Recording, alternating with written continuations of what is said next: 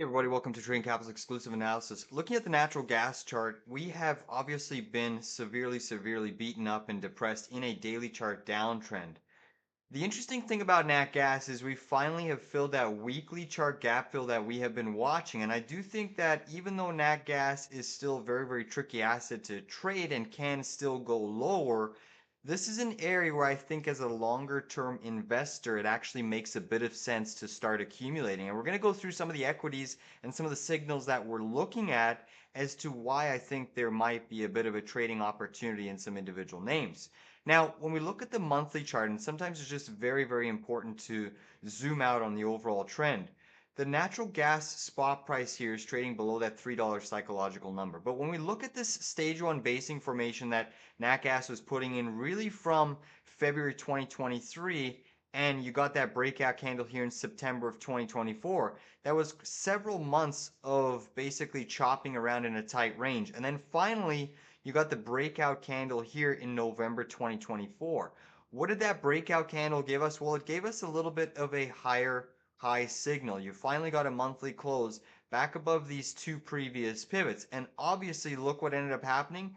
NatGas ended up giving us a beautiful surge to the upside, hitting almost $5 there, just shy of $5. And you did get a couple monthly candle closes above this little bit of a high pivot. So what is NatGas doing? You had a low, a lower low, then you started creating a higher low, potentially another higher low. You did give a high, another higher high. So the trend on the longer term time frame is still potentially trying to reverse. And obviously there's always a chance that this asset can overshoot, especially if you draw a simple trend line going from this high pivot to that high pivot through this consolidated breakout zone. Nat gas could still retrace to about 230. Obviously, this is a falling target, so it could go a little bit lower. But needless to say, you got to take your shots somewhere. And since nat gas has had a pretty tumultuous decline here over the last several weeks into a weekly chart gap fill, into upsloping support, it does make sense, in my opinion, to start looking at some of these natural gas stocks. You know, a company like EQT,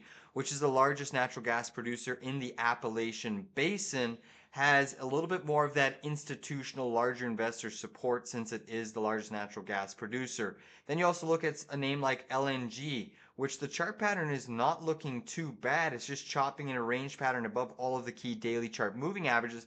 This is the largest US exporter of liquefied natural gas, and it's the second largest global exporter in the whole world. So basically, a lot of these companies are very different in structure. I also like to look at one metric for nat gas stocks, which is the reported free cash flow break even price.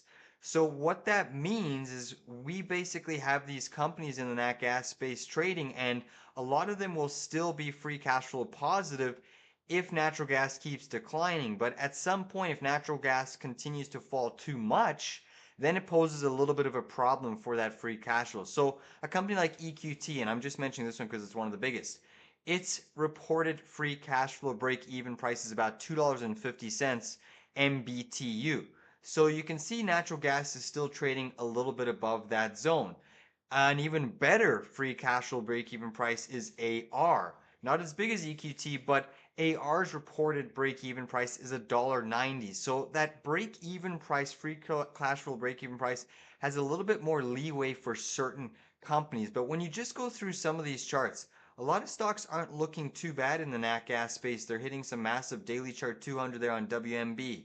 KMI a little bit weaker. CTRA trying to hold a bit of a double bottom, maintaining some higher low structure. OKE, massive depression on this chart, sweeping a massive liquidity reversal, trying to firm up. ET, obviously looking like it's creating a bit of a bullish potential reversal to the upside. GPOR hitting 1 year chart support. DVN, Devon Energy, look at that monster breakout candle to the upside. EXE hitting 1 year moving average and bouncing nicely. GLNG breaking to basically 52-week highs. So a lot of these stocks have different chart setups, but I do think if natural gas starts to firm up, it is severely going to change the sort of forward looking earnings projections for a lot of these companies. And I personally do like a company like Range Resources RRC, which if you look at the long-term weekly chart, it is hitting a massive mother of all trend line going all the way back to 2020. Range Resources is primarily a US-based oil and gas exploration company focused in the Marcellus Shale. But that brings me to another point. Not all regions of natural gas are created equal. So what do I mean by that? Well, when we look at the Appalachian Basin, which some of the top tier nat gas stocks primarily do business in, like EQT AR, the Appalachian Basin has primarily a lower cost in terms of break even price, whereas the Haynesville Basin, its free cash flow break even price is $3.50. So you have to do a little bit of digging behind the scenes as to which companies are operating in what region, because not all regions are as profitable in the natural gas producer space. On that note, please give this video a like down below, and we will see you on the charts a little bit later.